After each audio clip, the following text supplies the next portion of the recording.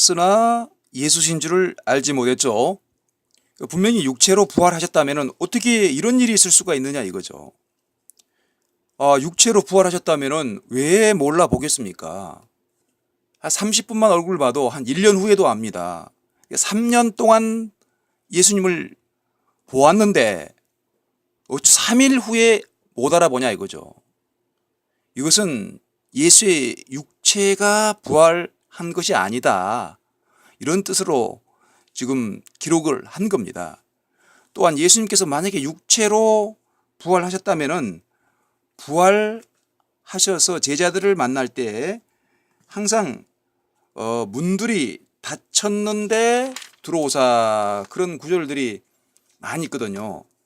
이 문들이 닫혔는데 예수께서 오사 이렇게 기록이 항상 문들이 닫혔다는 것은 누가복음에도 있고 마태복음에도 있고 요한복음에도 있습니다.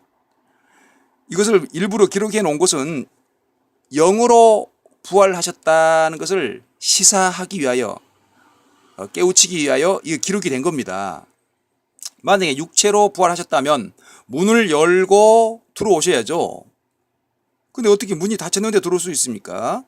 이것은 바로 예수님께서 영으로 부활하셨는데 제자들이 믿지 않으니까 제자들은 부활을 믿지 않아서 무덤에서 예수님의 시체를 확인하러 왔어요. 시체에 향유를 발라주기 위해서 왔어요. 그래서 그 천사들에게 꾸중을 들었죠. 어찌하여 산 자를 죽은 자 가운데 찾으러 왔느냐? 누가복음 24장에도 두 천사에게 꾸중을 들었습니다. 그래서 예수님께서는 영으로 부활한 이 영을 제자들에게 나타난다 하더라도 알아보지 못하거든요. 영은 눈에 이 육신의 눈에 보이지 않는 겁니다. 제자들은 만져보거나 시각적인 물리적인 그 어떤 형체를 보고야 믿으려 하거든요. 그렇기 때문에 예수님께서는 표적을 보이지 않으면은 표적으로 보이는 방법밖에 없어요. 이 표적이 무엇인가를 이제 말씀드리겠습니다. 자, 예수님께서 이 제자들에게 도마에게 니는 나를 만져보지 않고 믿지 못하겠다고 하니까 예수님께서 8일을 지나 8회를 지나 일부러 도마가 모여 있을 때 일부러 한번 오셨어요. 오셔서 가운데 그냥 바로 그냥 서서 문을 열지도 않고 그냥 곧바로 가운데 서서 너희에게 평강이 있을지어다 안심을 시키는 거죠. 왜 유령인 줄 알고 도망갈 거 아니에요. 그러니까 영으로 부활한 그 자체를 제자들이 느낄 수도 없고 볼 수도 없죠. 그래서 예수님께서는 도마에게 결론적으로 표적으로 보여준 것이다 이거죠. 표적이 뭐냐? 표적으로 세메이온 헬라어로 그렇게 말씀하는데요. 이 표적으로 도마에게 보여주시기를 네 손가락을 이리 내밀어 내 손을 보고 묘한 말씀입니다. 눈으로 보고가 아니고 손가락으로 내 손을 봐라. 손가락으로 이리 내밀어 내 손을 보고 네 손을 또 내밀어 옆구리에 만져보라가 아니요 넣어보라예요. 그러니까 영으로 부활하셨기 때문에 몸이 있는 것처럼 부활 자체는 믿게 해야 되거든요. 몸이 있는 것처럼 제자들에게 보이신 겁니다. 표적으로. 도마가 대답을 만져보니가 아니에요. 대답을 바로 했습니다. 나의 주님이시요 나의 하나님이시요. 믿음이 들어갔네요. 그래 도마가 환상 가운데 표적으로 본 거예요. 그러니까 이 예수님께서 바로 꾸중하셨습니다. 너는 나를 본고로 믿느냐? 표적을 반드시 봐야 믿겠느냐? 그런 표적을 보지 못하고 믿는 자들은 더 복이 있다. 복이 있다. 여러분은 말씀상으로만 보고도 예수님이 살아나셨다는 것을 믿어야 합니다. 그래야 믿음이 더 큰 자요 바르게 믿는 자입니다. 그리고 예수께서 제자들 앞에서 이 책에 기록되지 아니한 다른 표적도 하는 걸 보니까 그 앞의 내용이 표적이었네. 앞의 내용이 다른 표적도 많이 행하셨으나 오직 이것을 도마에게 손가락 옆구리 보여준 이 표적을 행한 이 기록한 것은 이것을 기록함은 너희로 예수께서 하나님의 아들 그리스도이심을 믿게 하려고 믿게 하기 위한 목적으로 표적으로 보여준 거란 말이죠. 그럼 이 표적이라는 말이 무엇이냐면요. 표적이라는 말이, 표적은 그 한자 성경에 보니까 겉표자죠. 이 발자취 적자죠. 발자취 적자. 세메이온, 헬라어로 하는데 이 세메이온, 그 사전에 말이죠. 그 표적이 뭐냐면 사전에 그 표적이 영어 성경이 뭘로 이 사인이라고 나와요. 사인. 영어 성경에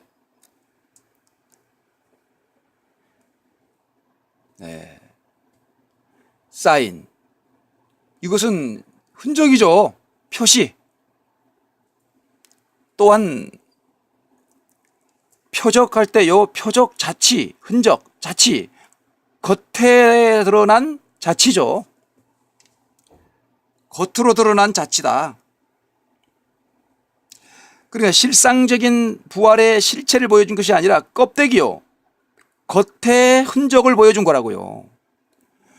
이 겉의 흔적을 이 마태복음 12장 그 39절인가요? 12장 39절쯤에 보시면은 예수님께서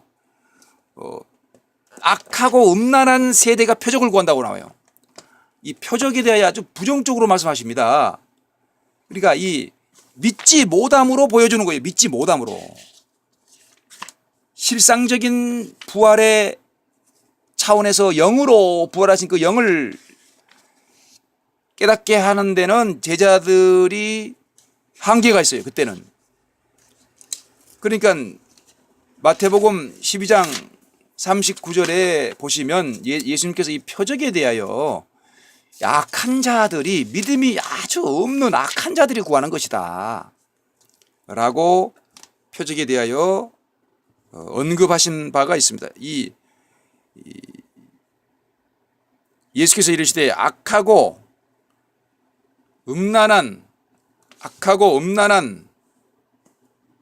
세대가 표적을 구하는 것이라고 했습니다. 악하고 음란한 세대가 표적을 구하나 선지자 요나의 표적밖에는 보일 표적이 없느니라 라고, 요나가 물고기 뱃속에 3일 동안 있다가 살아난 것처럼 인자도 땅속에 사흘 동안 땅속에 있다가 살아나는 것, 그것만 보여줄 수가 있다. 악하고 음란한 자가 표적을 구한다. 근데 이 표적을 부활하시고 난 뒤에 요나의 표적밖에는 보일 표적이 없다. 다시 살아나서 보여준 이 실체가 표적으로 보여준 거란 거죠. 요나의 표적밖에 보일 표적이 없다. 표적으로 보여준 거예요.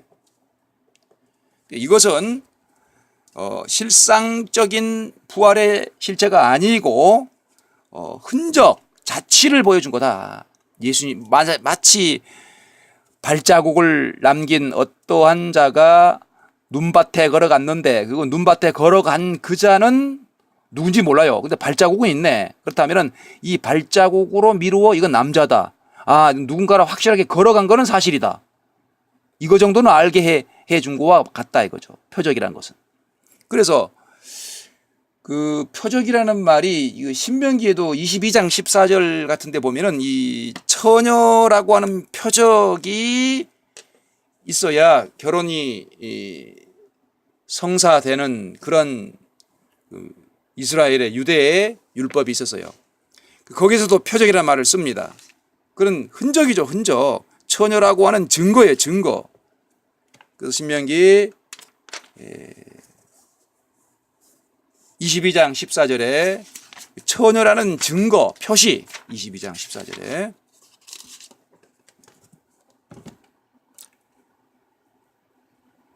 그러니까 이 순결에 관한 법에 보면은 비방거리를 만들어 그에게 누명을 씌워 이르되 내가 이 여자를 맞이하였더니 그와 동침할 때 그가 처녀임을 보지 못하겠노라. 그러니까 그 처녀의 부모가 처녀의 표, 전에 개역 한글 성경에는 표적이라고 나와요.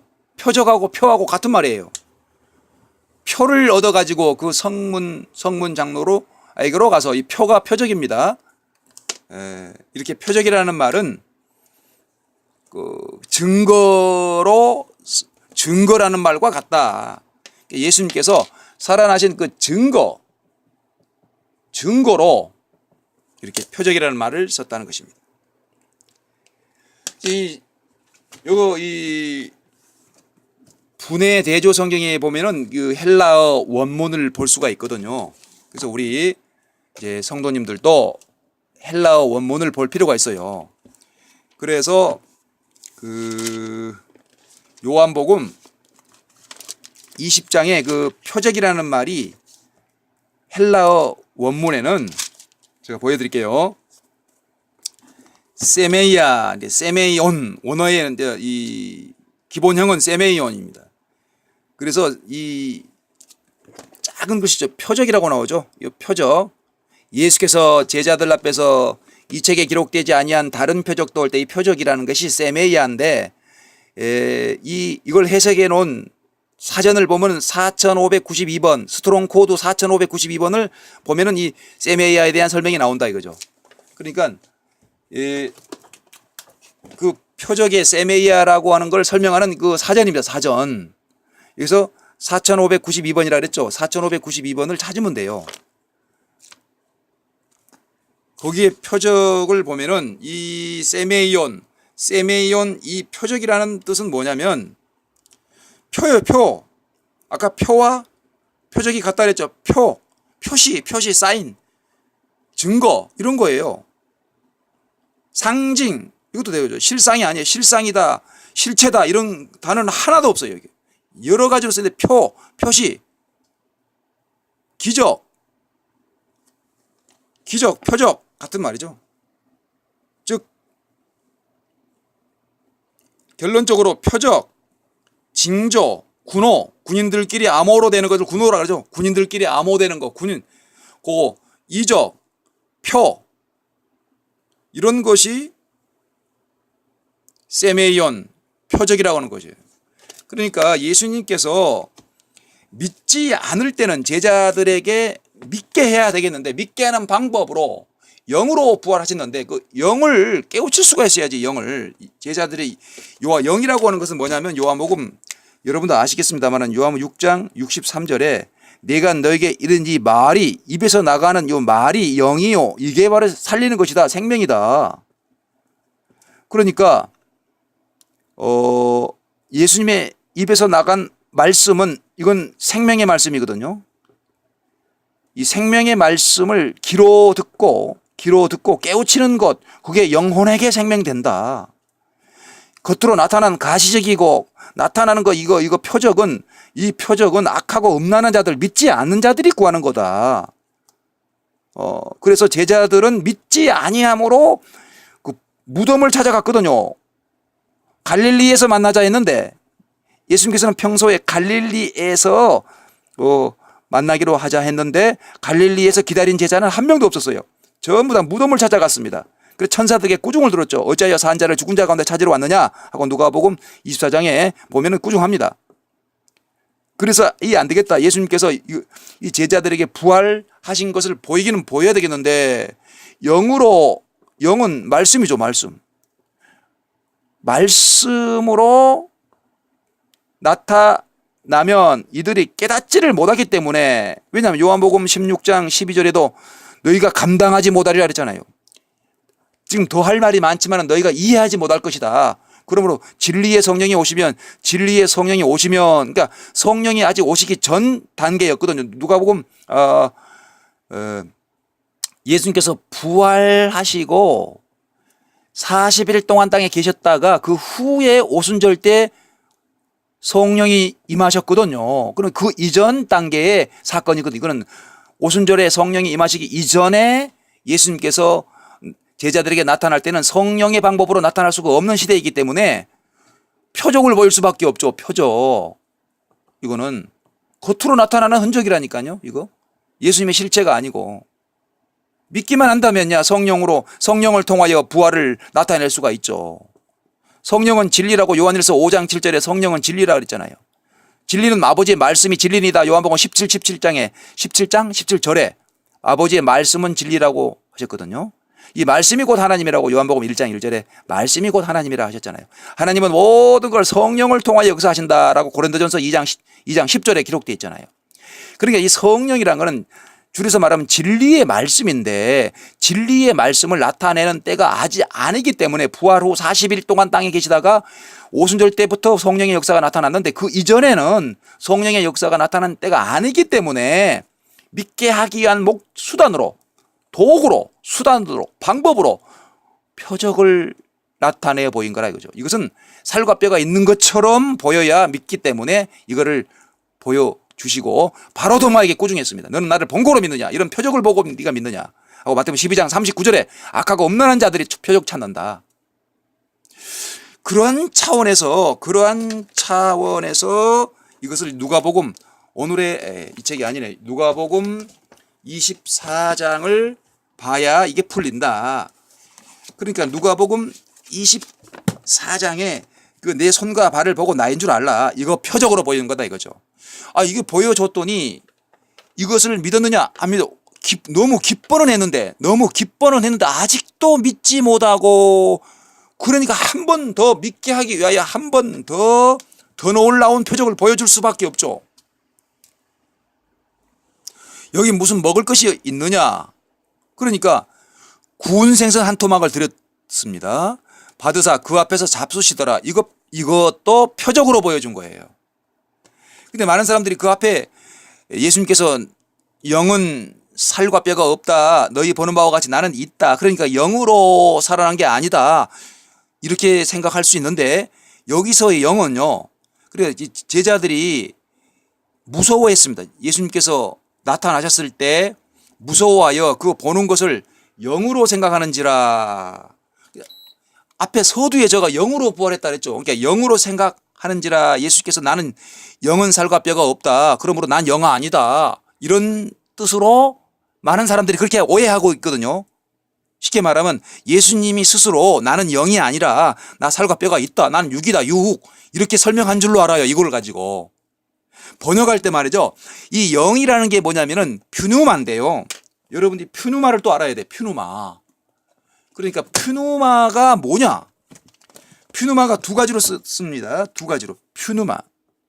한글로 쓰겠습니다. 퓨누마는 이거는 성령을 퓨누마, 스피릿, 성령을 퓨누마라고도 하기도 하고 귀신, 유령이죠. 유령을 퓨누마라고도 해요. 이 두 가지를 다 씁니다. 두 가지를 다 사용합니다. 그러니까 이 퓨누마라고 한 이거를 일반 신학자들은 다 성령 쪽으로 그냥 영으로 이렇게 번역하면 안 됩니다. 이 성경은요, 다른 번역이 많이 있는데 이 세 번역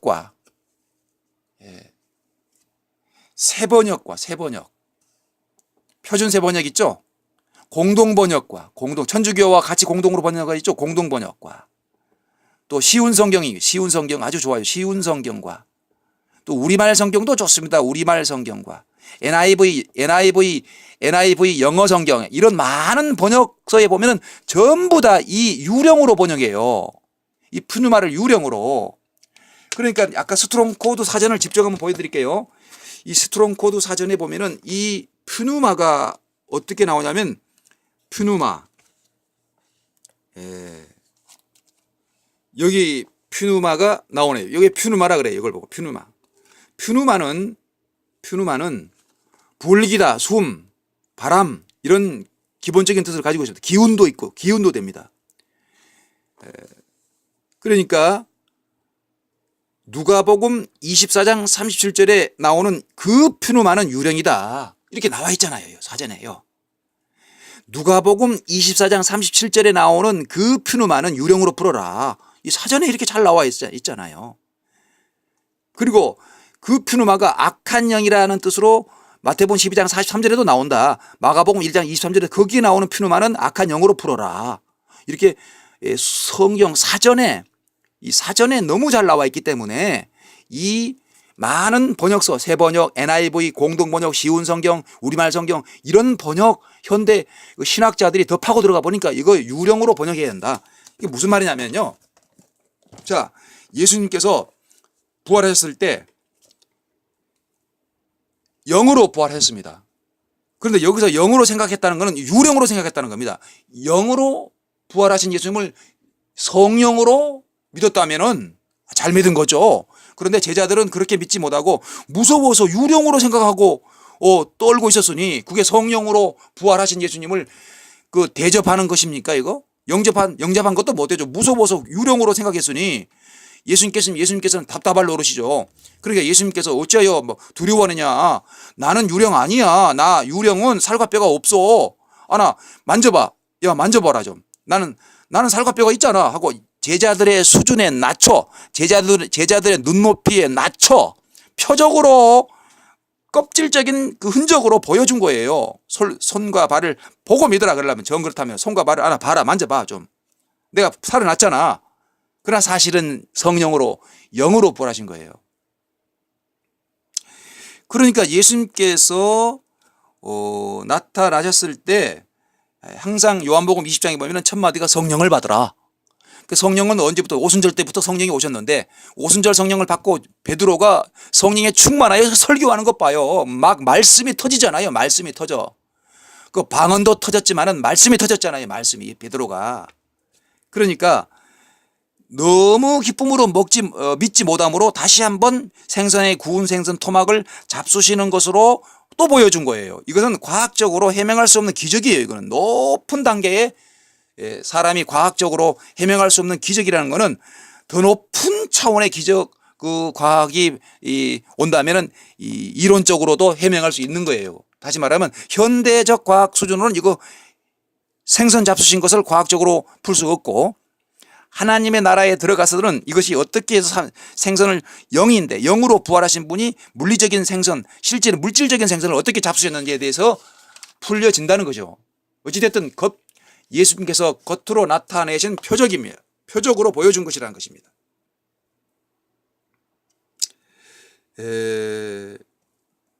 결론적으로 예수님의 부활을 바르게 믿으려면 마음을 열어 성경을 깨닫게 하여 지금 여러분이 성경 깨닫죠? 지금 성경 구절을 제가 넘기고 있죠.